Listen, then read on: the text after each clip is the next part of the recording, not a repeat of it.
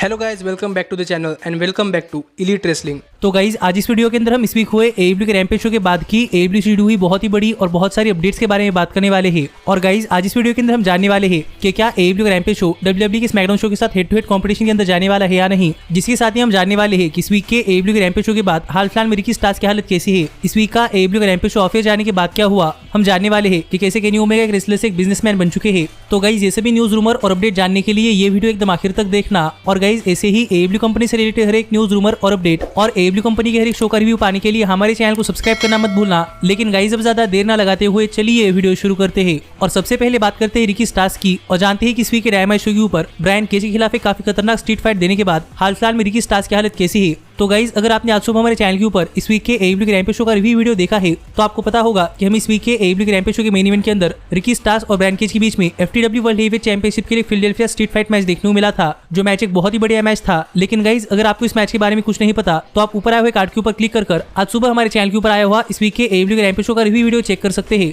पर जहां तक बात है उस स्ट्रीट फाइट मैच की, तो गाइज उस स्ट्रीट फाइट मैच एक काफी बढ़िया मैच था और हमें फाइनली उस मैच के आखिर में रिकी स्टार्स के सिर से खून भी निकलता हुआ दिखाई दे रहा था। पर इस सब के बावजूद फाइनली रिकी स्टार्स ने उस मैच के अंदर ब्रायन केज को हरा दिया था और रिकी स्टार्स स्टिल है हमारे FTW वर्ल्ड हेवीवेट चैंपियन। लेकिन गाइज ये मैच खत्म होने के बाद भी रिकी स्टार्स के सिर से काफी ज्यादा खून आ रहा था। पर गाइस हाल ही में इस वीक का AEW रैम्पेज शो खत्म होने के बाद रिकी स्टार्स ने अपने सोशल मीडिया हैंडल्स के ऊपर एक फोटो शेयर किया है, जहां पर आप देख सकते हैं इस वीक का AEW रैम्पेज शो खत्म होने के बाद हाल फिलहाल में रिकी स्टार्स की हालत कैसी है। और इस फोटो से तो कुछ क्लियरली नहीं दिखाई दे रहा कि रिकी स्टार्स के चेहरे पर कहां पर चोट लगी है और रिकी स्टार्स के चेहरे पर कहां से खून आ रहा है। पर मुझे ऐसा लगता है कि प्रोबेबली रिकी स्टार्स को इंजरी उनके आंख के पास हुई होगी, पर इस फोटो के अंदर कुछ क्लियरली नहीं दिखाई दे रहा, इसीलिए हम इसके बारे में कुछ कह नहीं सकते। और हाल ही में AEW कंपनी की तरफ से रिकी स्टार्स की कुछ हेल्थ अपडेट भी नहीं आई, इसीलिए मुझे ऐसा लगता है कि रिकी स्टार्स एकदम ठीक है और प्रोबेबली थोड़ा सा ब्लेड जॉब हो सकता है जो कि रिकी स्टार्स ने इस वीक के रैम्पेज शो के ऊपर किया होगा। और प्रोबेबली इस मैच के बाद रिकी स्टार्स बिल्कुल ठीक है, जिसके ऊपर आपका क्या कहना है आप मुझे कमेंट कर बताइए। पर अगर आपने इस वीक के AEW के रैम्पेज शो का रिकी स्टार्स और ब्रायन केज का मैच देखा है तो आप मुझे कमेंट कर बताइए कि आपको ये मैच कैसा लगा। लेकिन गाइज अब हम आगे बढ़ते हैं और बात करते हैं हमारे अगली अपडेट की और जानते हैं कि इस वीक का AEW के रैम्पेज शो ऑफिस जाने के बाद क्या हुआ। तो गाइज अगर आपने हमारे आज की सुबह की वीडियो यानी कि इस वीक के AEW के रैम्पेज शो की रिव्यू वीडियो देखी है तो आपको पता होगा कि हम इस वीक के AEW के रैम्पेज शो के ऊपर कुछ बहुत ही बढ़िया मैचेस देखने को मिले थे, जहां पर शो के ओपनर के तौर पर CM पंक और डेनियल ग्रासा के बीच में एक बहुत ही बढ़िया मैच हुआ और शो के मेन इवेंट के अंदर रिकी स्टार्स और ब्रायन केज के बीच में एक बहुत ही बढ़िया मैच हुआ, जिस मैच के साथ इस वीक का AEW के रैम्पेज शो ऑफिस चला गया था। लेकिन गाइज इस वीक का AEW के रैम्पेज शो ऑफिस जाने के बाद भी हम इस वीक के AEW के रैम्पेज शो के ऊपर कुछ चीजें देखने को मिली है। और हाल ही में AEW ने अपने सोशल मीडिया हैंडल्स के ऊपर एक वीडियो शेयर किया है, जहां पर हम देख सकते हैं कि इस वीक का AEW के रैम्पेज शो ऑफिस जाने के बाद यहाँ पर टोनी खान आ गए और यहाँ पर आकर क्राउड से बात करते हुए टोनी खान ने कहा कि टोनी खान यहाँ पर कुछ लोगों को थैंक यू करना चाहते हैं। और एक कहकर टोनी खान ने क्रिस जेरिको और टेज को रिंग के अंदर बुला लिया और इसके बाद रिंग के अंदर जाकर बात करते हुए टोनी खान ने डीन मलेंको और जेरी लिन इन दोनों को भी रिंग के अंदर बुला लिया। और यहाँ पर बात करते हुए टोनी खान ने कहा कि जब टोनी खान छोटे थे तब टोनी खान फिलाडेल्फिया के अंदर ECW के शोज देखने के लिए आते थे और टोनी खान को ECW के शोज बहुत पसंद आते थे। और इनके अंदर जो 4 रेसलर्स थे जैसे कि stage, Chris Jericho, Dean Malenko और जेरी लिन, इन सभी ने ECW कंपनी के लिए काम किया है, इसलिए यहाँ पर आकर टोनी खान इन सभी को थैंक यू करना चाहते थे, जो बात यहाँ पर टोनी खान ने कही। और इसके बाद यहाँ पर बात करते हुए टेज ने क्रिस जेरिको, डीन मलेंको और जेरी लिन इन सभी को ही और किया। और यहाँ पर आगे बात करते हुए टेज ने कहा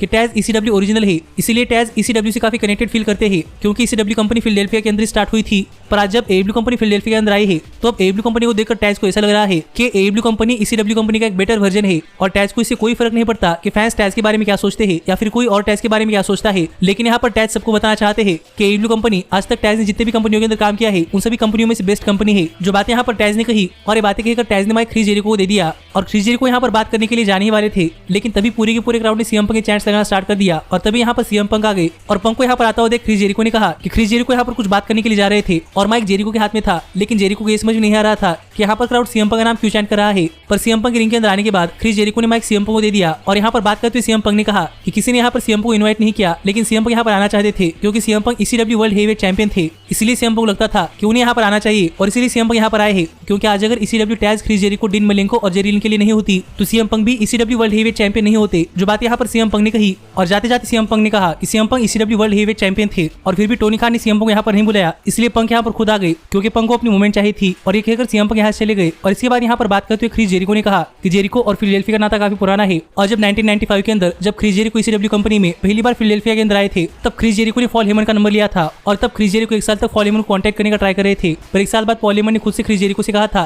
कि हेमन 1 साल से क्रिस जेरिको को कांटेक्ट कर रहे हैं, जिसके बाद finally Chris Jericho ECW company के अंदर आए थे, जो स्टोरी यहाँ पर क्रिस जेरिको ने बताई। और आगे बात करते हुए क्रिस जेरिको ने कहा कि हाल फिलहाल के लिए AEW कंपनी वर्ल्ड की बेस्ट रेसलिंग कंपनी है, जिस पर टोनी खान काफी ज्यादा खुश थे। और फाइनली यहाँ पर बात करते हुए क्रिस जेरिको ने कहा कि ये AEW कंपनी का भी स्टार्ट है और 20 साल बाद भी यहाँ पर फैंस AEW कंपनी का नाम चैंट करने वाले हैं। और तब भी क्रिस जेरिको, डीन मलेंको, जेरी लिन, टोनी खान और टेज गाइज ये सभी यहाँ पर फैन से बातें करने के लिए होने वाले हैं, जो बात यहाँ पर क्रिस जेरिको ने कही, पर इसके बाद टोनी खान ने माइक मैन ऑफ 1000 होल्स यानी कि डीन मलेंगो को दिया और यहाँ पर बात करते हुए डीन मलेंगो ने सिर्फ थैंक यू कहा। और फाइनली यहाँ पर बात करते हुए जेरी लिन ने कहा कि जेरी लिन ने अपने करियर के अंदर बहुत सारी जगहों पर रेसल किया है, लेकिन जब भी जेरी लिन फिलाडेल्फिया के अंदर आते हैं तब जेरी लिन को एक कनेक्शन फील होता है, क्योंकि फिलाडेल्फिया का क्राउड रेसलिंग के लिए काफी ज्यादा पैशनेट है और इस सब के लिए जेरी लिन थैंक यू करना चाहते हैं, जो बातें जेरी लिन ने कही। और इसके बाद टोनी खान ने भी फैंस को थैंक यू किया और इस सभी यहाँ से बैकस्टेज चले गए। जो सब चीजें हमें इस वीक का AEW रैम्पेज ऑफिस जाने के बाद देखने को मिली है कि कैसे AEW कंपनी ने फिलाडेल्फिया के अंदर यानी कि ECW कंपनी के ओरिजिनल प्लेस के ऊपर ECW कंपनी के ओरिजिनल रेसलर्स को थैंक यू कहा है। जिस सब के ऊपर आपका क्या कहना है आप मुझे कमेंट कर बताइए। लेकिन गाइज ये देखकर तो मैं काफी खुश हूँ और ये देखकर मैं कह सकता हूँ कि AEW कंपनी हर एक रेसलिंग कंपनी को रिस्पेक्ट करती है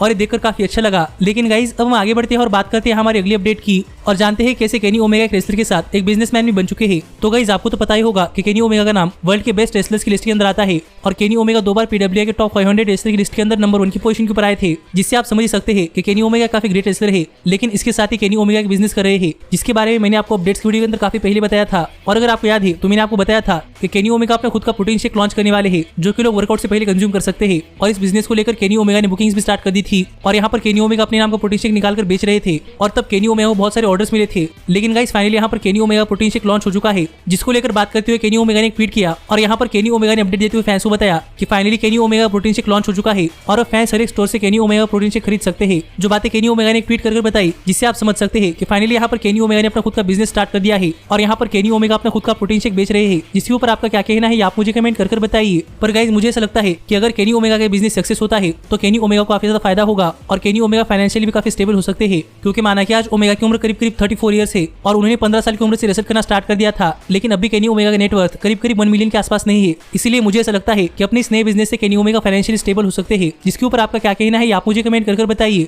पर केनी ओमेगा को उनके नए बिजनेस के अंदर गुड लक विश कर अब हम आगे बढ़ते हैं और बात करते हैं हमारे सबसे मेन अपडेट की और जानते हैं कि क्या AEW रैम्पेज शो WWE के स्मैकडाउन शो के साथ हेड टू हेड कंपटीशन के अंदर जाने वाला है या नहीं। तो गाइस अगर आप बहुत पहले से AEW कंपनी और WWE कंपनी को फॉलो कर रहे हैं तो आपको पता होगा कि AEW का डायनामाइट शो लॉन्च होने से पहले WWE ने अपना NXT शो AEW के डायनामाइट शो के कंपटीशन के अंदर रखा था, जिससे कि AEW डायनामाइट शो को ज्यादा व्यूअरशिप ना मिले, क्योंकि तब WWE का NXT शो और AEW का डायनामाइट शो ये दोनों ही शोज एक ही टाइम पर होते थे, जिससे कि आप कह सकते हैं कि ये दोनों ही shows head to head competition के अंदर थे, जिससे कि हम वेडनेसडे नाइट वॉर्स कहते थे। पर AEW ने वॉर जीत ली और WWE को अपने NXT के शो का टीवी टाइम चेंज करना पड़ा। पर गाइस अब ऐसा लगता है कि शायद हमें पहली बार AEW का रैम्पेज शो WWE के स्मैकडाउन शो के साथ हेड टू हेड कंपटीशन के अंदर जाता हुआ दिखाई देने वाला है, क्योंकि अगर आपने इस वीक का WWE का स्मैकडाउन शो देखा है तो आपको पता होगा कि नेक्स्ट वीक WWE का स्मैकडाउन शो फॉक्स नेटवर्क से मूव होकर फॉक्स स्पोर्ट्स के ऊपर जाने वाला है, यानी कि FS1 के ऊपर जाने वाला है और यूनाइटेड स्टेट्स के अंदर होने वाला है। इसलिए नेक्स्ट वीक का WWE का स्मैकडाउन शो एक सीजन प्रीमियर स्मैकडाउन शो है, जिस वजह से WWE कंपनी ने अनाउंस किया था कि नेक्स्ट वीक का WWE स्मैकडाउन शो 2 घंटे का शो नहीं बल्कि 2.5 घंटे का शो होने वाला है। और आपको तो पता ही होगा कि AEW का रैम्पेज शो WWE का 2 घंटे का स्मैकडाउन शो खत्म होने के बाद ही स्टार्ट होता है,